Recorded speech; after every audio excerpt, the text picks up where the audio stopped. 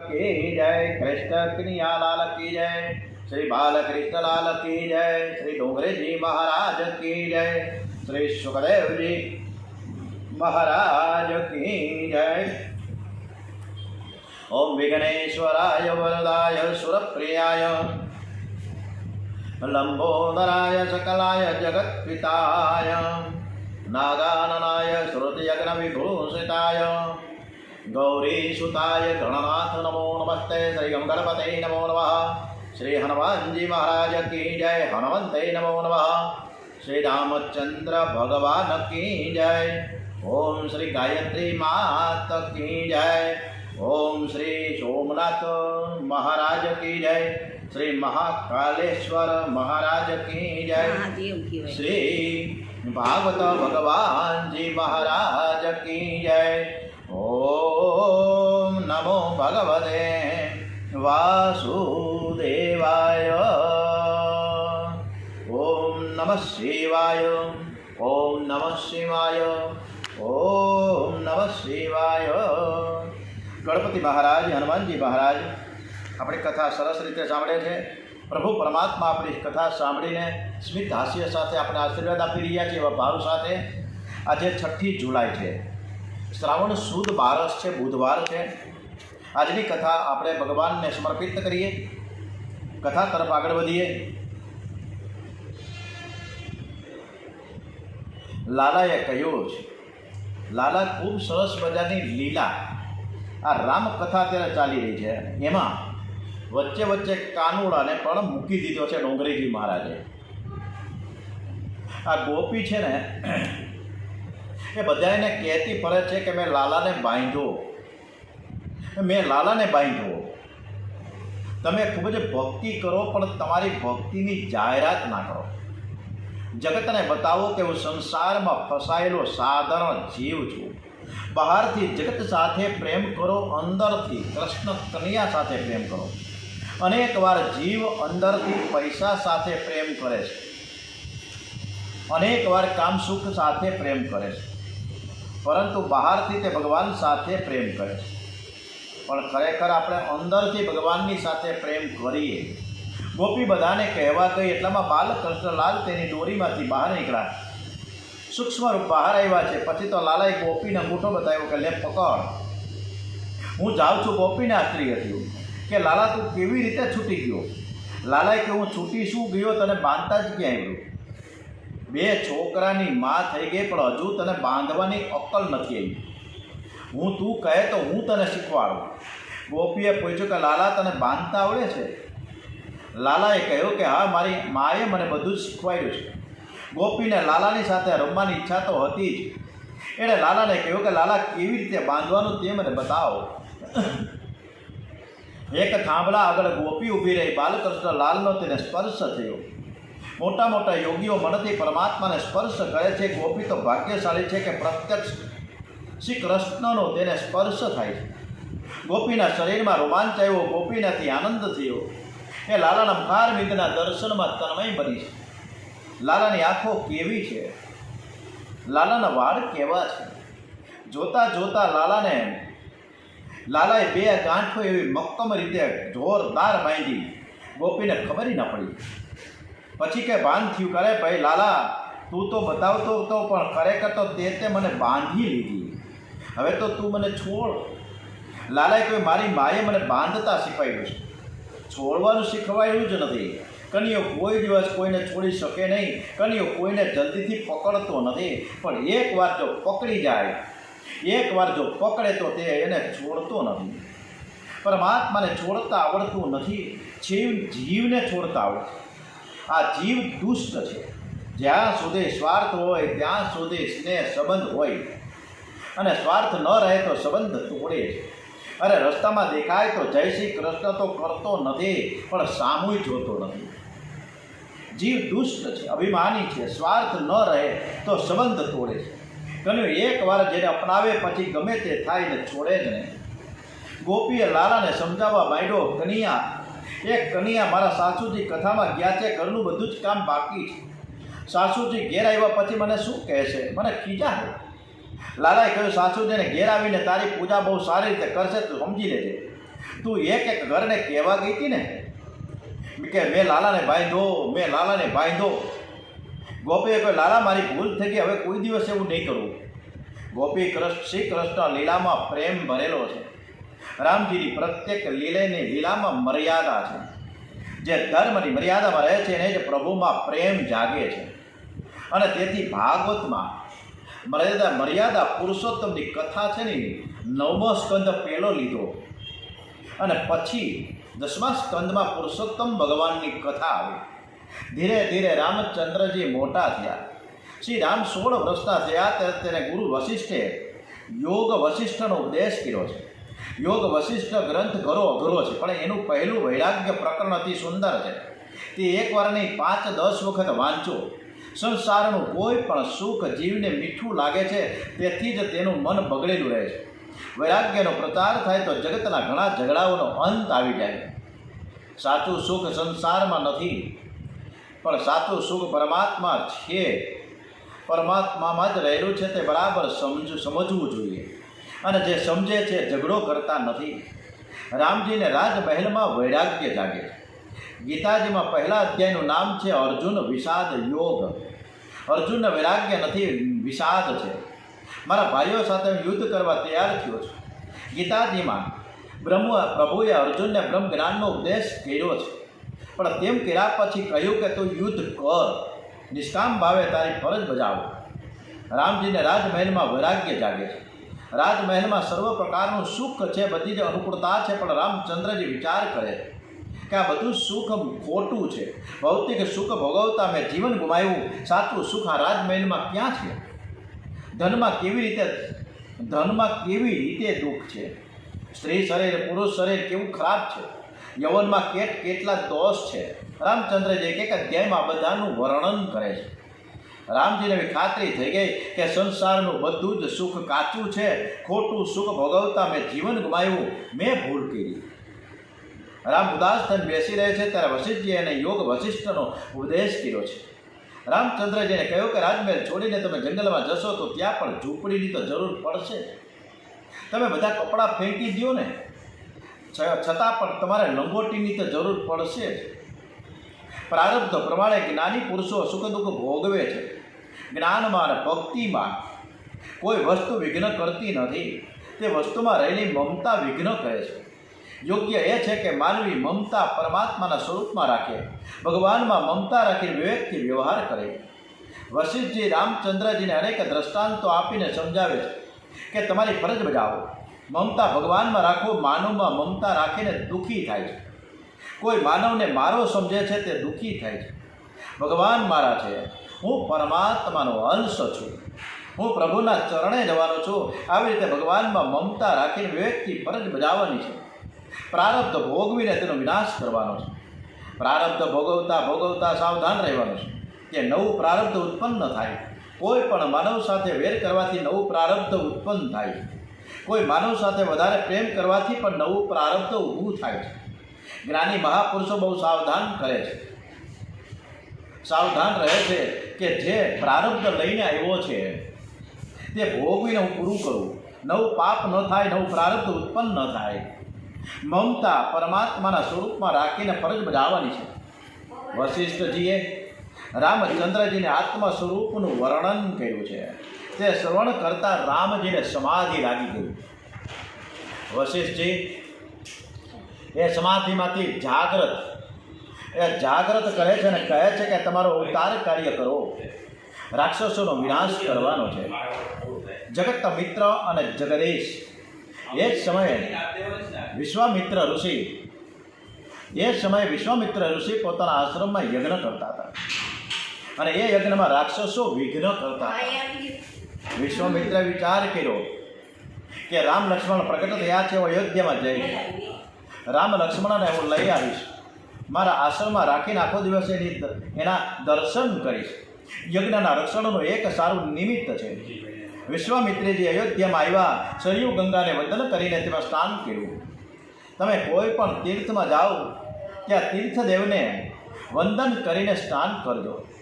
કેટલાક લોકો ફરતા નર્મદાના કિનારે જાય, પણ ઠંડી પડી હોય તો નર્મદાજીમાં સ્નાન કરતા નથી, ગંગાજીમાં સ્નાન કરતા નથી.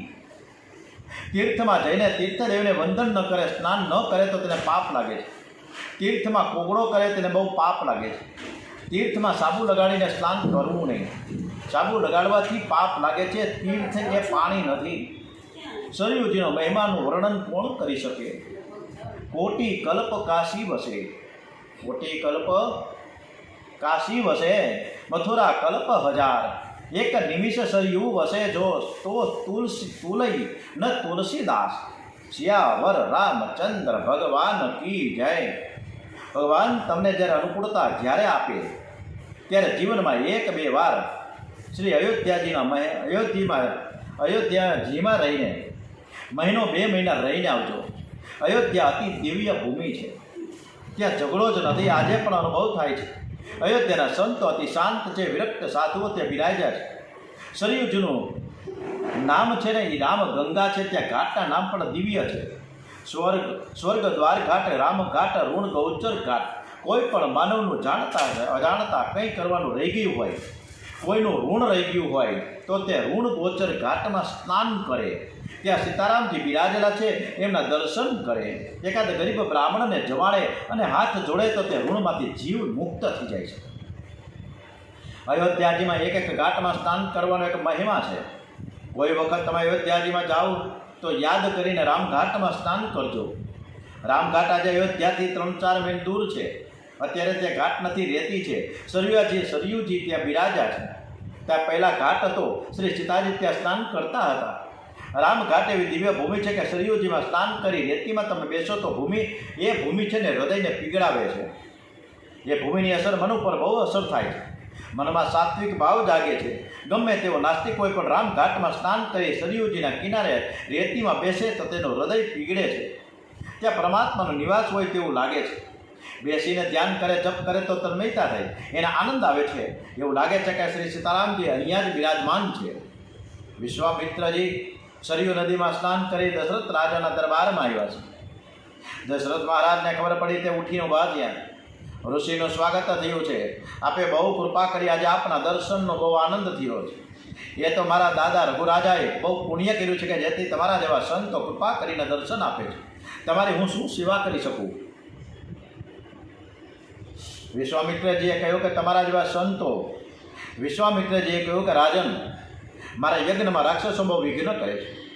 રામ લક્ષ્મણજીની માંગણી કરવા માટે તો આવ્યો છું. યજ્ઞનું રક્ષણ કરવા માટે રામ લક્ષ્મણને તમે મારી સાથે મોકલો. રામજીની જ્યારે માંગણી થઈ ત્યારે દશરથ રાજાનું હૃદય ભરાઈ ગયું.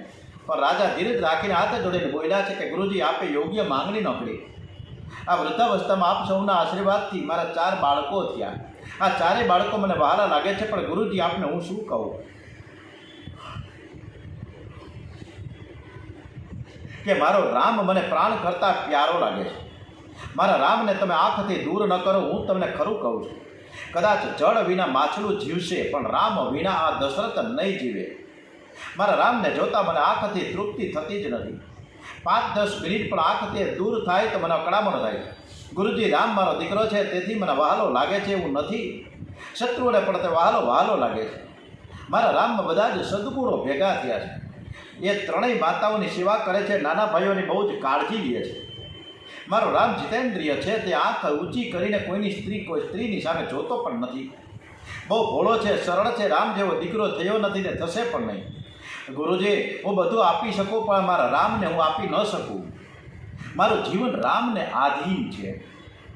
રામ ન દેખાય તો મારા પ્રાણ વયા જાય. જેવું દશરથ મહારાજ બોલ્યા છે એવું જ થયું છે. દશરથ રાજાનો રામચંદ્રજીમાં અલૌકિક પ્રેમ છે. વિશ્વામિત્રજીએ સ્મિત હાસ્ય કહ્યું અને વશિષ્ઠજીને આંખથી ઇશારો કર્યો કે રાજાને તમે કંઈક સમજાવો. દશરથ મહારાજ ચક્રવર્તી સાર્વભૌમ રાજા છે, પણ દશરથ એવું માને છે કે હું સ્વતંત્ર નથી, હું મારા ગુરુદેવને આધીન છું. દશરથ રાજાને કોઈ પણ કામ કરવું હોય તો વશિષ્ઠ ઋષિજીને પૂછે છે. વશિષ્ઠજી દશરથ મહારાજને એકાંતમાં લઈ ગયા છે અને સમજાવે છે કે ગઈકાલે રામના જન્માક્ષર બહુ મારા હાથમાં આવ્યા. એ જોતાં મને એવી ખાતરી થઈ કે આજ વર્ષે કોઈ અતિ સુંદર રાજકન્યા સાથે રામનું લગ્ન થવાનું છે. આ વિશ્વામિત્રજી આવ્યા છે તો રામનું લગ્ન કરવા માટે તો આવ્યા છે.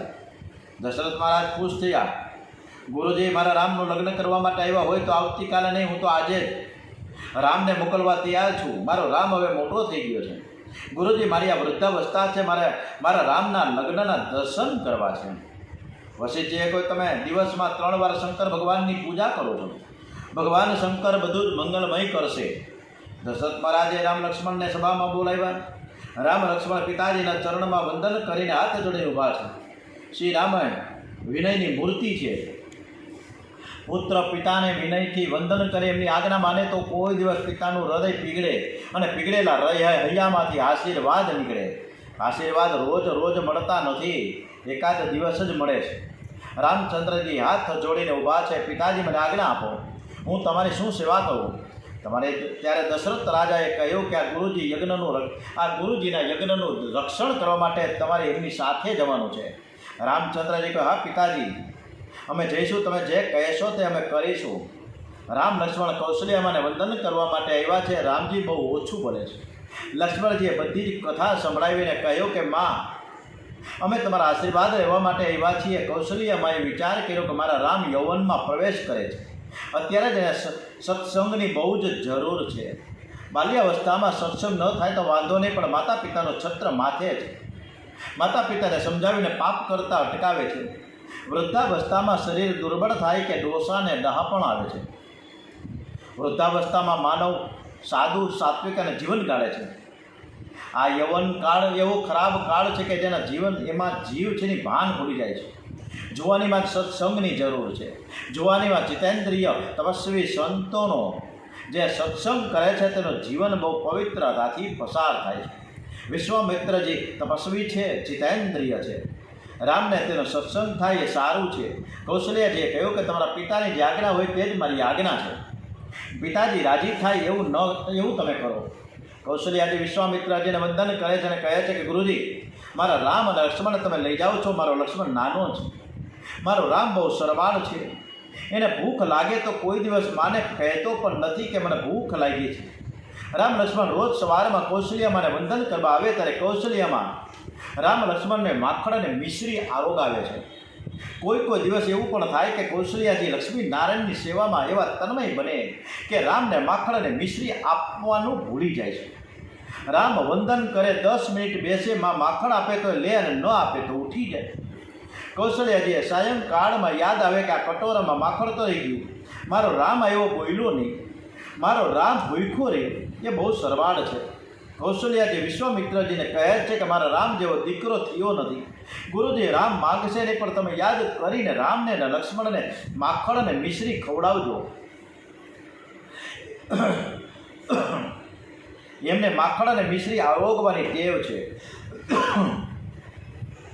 શ્રી રામને અને શ્રી કૃષ્ણને માખણ અને મિશ્રી બહુ જ ભાવે. બાલકૃષ્ણ હાથમાં માખણ મિશ્રી રાખે છે. કનૈયો આપણને બોધ આપે છે, તમે માખણ જેવા મૃદુ અને મધુર બનો તો હું તમને હાથમાં રાખું. જેના જીવનમાં બહુ મીઠાશ છે, પ્રભુને અતિશય ગમે છે. જેના જીવનમાં પ્રવાસ છે તે ભક્તિ ભલે કરે, પણ તેની ભક્તિ ભગવાનને ગમતી નથી. જીવનમાં મીઠાશ સંયમથી આવે. જીવનમાં મીઠાશ સર્વને માન આપવાથી આવે. બધાને માન આપજો, કોઈનું જરાય અપમાન કરશો નહીં. વિશ્વામિત્રજીએ કૌશલ્યાજીને કહ્યું કે માં, તમે જરાય ચિંતા કરતા નહીં. આશ્રમમાં ઘણી બધી ગાયો છે જે ખૂબ માખણ ખાય છે. હું યાદ રાખીને રોજ રામ લક્ષ્મણને માખણ અને મિશ્રી આરોગાવીશ. માતા પિતાને વંદન કરી રામ લક્ષ્મણ ગુરુદેવ વિશ્વામિત્રની પાછળ ચાલ્યા છે. વિશ્વામિત્ર શબ્દનો અર્થ થાય છે જગત મિત્ર. પાણીની ઋષિએ વિશ્વામિત્ર શબ્દનો અર્થ કરવા માટે વ્યાકરણ શાસ્ત્રમાં એક સૂત્ર લખ્યું છે, વિશ્વમિત્રમ યસ્ય સહ વિશ્વામિત્ર. જે જગત મિત્ર છે એમને વિશ્વામિત્ર કહે છે. જગત મિત્રની પાછળ જગદીશ ચાલે છે. રામ પરમ બ્રહ્મ છે, લક્ષ્મણ શબ્દ બ્રહ્મ છે. શબ્દ બ્રહ્મ પરમ બ્રહ્મ સાથે જ રહે છે. જેનો જગતમાં કોઈ શત્રુ નથી, જેને જગતમાં સર્વ સાથે મૈત્રી છે, પરમાત્મા એની પાછળ ચાલે છે. સર્વ સાથે મૈત્રી કરવી શક્ય નથી. જેને જગતમાં સર્વ સાથે મૈત્રી છે, પરમાત્માની પાછળ ચાલે છે. કોઈ પણ જીવ સાથે વેર ન કરે તે સર્વ સાથે મૈત્રી કરવા જેવું જ છે. વિશ્વામિત્રજીના આશ્રમે જતા રસ્તામાં તાડકા રાક્ષસી આવી. વિશ્વામિત્રએ રામચંદ્રજીને કહ્યું કે તમે એને મારો. રામચંદ્રજી કહ્યું કે આ તો સ્ત્રી શરીર છે, કેવી રીતે મારવું? સ્ત્રીને મરાય નહીં. જે ઘરમાં સ્ત્રીને મારવામાં આવે છે તે ઘરમાં દારિદ્ર્ય આવે છે. સ્ત્રી બહુ અપરાધ કરે છતાં પુરુષ તેને મારે નહીં. અપરાધ કરે તો પુરુષ બોલવાનું છોડી દે, એક અક્ષર પણ બોલે નહીં, એ ઠેકાણે આવશે, પણ તેને મરાય નહીં. વિશ્વામિત્રજી સમજાવે કે સ્ત્રી શરીર તો છે પણ રાક્ષસી છે, અનેક લોકોની હિંસા કરે છે, લોકોને બહુ ત્રાસ આપે છે. જે એકને મારવાથી તમામ સુખી થાય, તે સ્ત્રી હોય કે પુરુષ, તેને મારવાથી પાપ થતું નથી, પાપ લાગતું નથી. આ રાક્ષસીને લીધે આખો દેશ દુઃખી છે. રામચંદ્રજીએ તાટકાને બાણ મારી અને તેને ઉદ્ધાર કર્યો છે. વિશ્વામિત્રના આશ્રમમાં શ્રી રામ અને લક્ષ્મણ પધારે છે. શ્રી રામ લક્ષ્મણના દર્શન કરતા ઋષિકુમારોમાં પ્રેમ જાગ્યો છે. પરમાનંદ થયો. વિશ્વામિત્રજીએ વ્રત યજ્ઞનો આરંભ કર્યો છે. યજ્ઞ મંડપના દ્વારમાં રામ લક્ષ્મણનો પહેરો ભરે છે. રામચંદ્રજી પીળો પિતાંબર પહેરે છે, લક્ષ્મણજીને લીલું પિતાંબર પહેરે છે. લક્ષ્મણજી ગોરા છે, રામ છે શ્યામ છે. ધનુષ બાળ સ્વજ છે, છાતી વિશાળ છે, કપાળ ભવ્ય છે, નેત્ર દિવ્ય છે. રામજીના હાથ ઘૂંટણને સ્પર્શ કરે છે. રામજીની અજાન બાહુ છે. હાથ ઘૂંટણને સ્પર્શ કરે તે મહાન યોગીનું, મહાન ભાગ્યશાળીનું લક્ષણ છે. બેઠા બેઠા ઘૂંટણને હાથ લગાડવાનો નહીં, ઊભા થયા પછી હાથને ઘૂંટણને સ્પર્શ કરે તેવી આ વાત છે. શ્રી રામના હાથ બહુ લાંબા છે.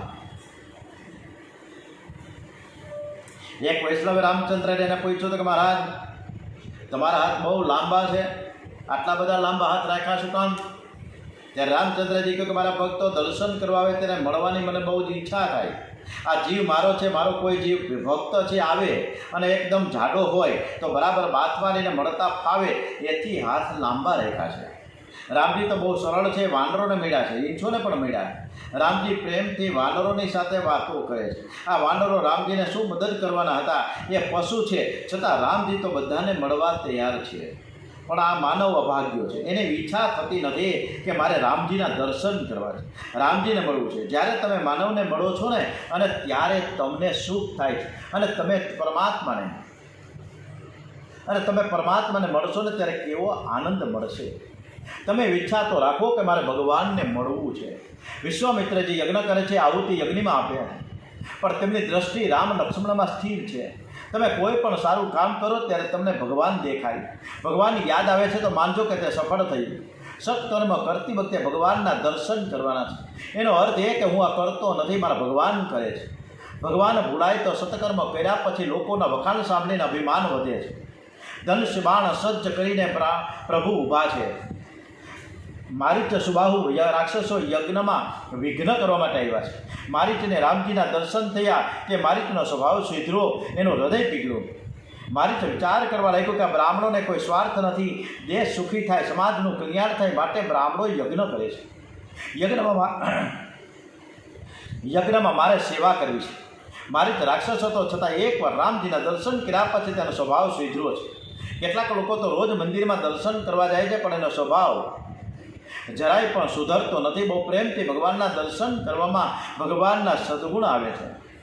ભગવાનના દર્શન કર્યા પછી સ્વભાવ ન સુધરે તો માનજો, મારી તે રાક્ષસ કરતાં પણ હું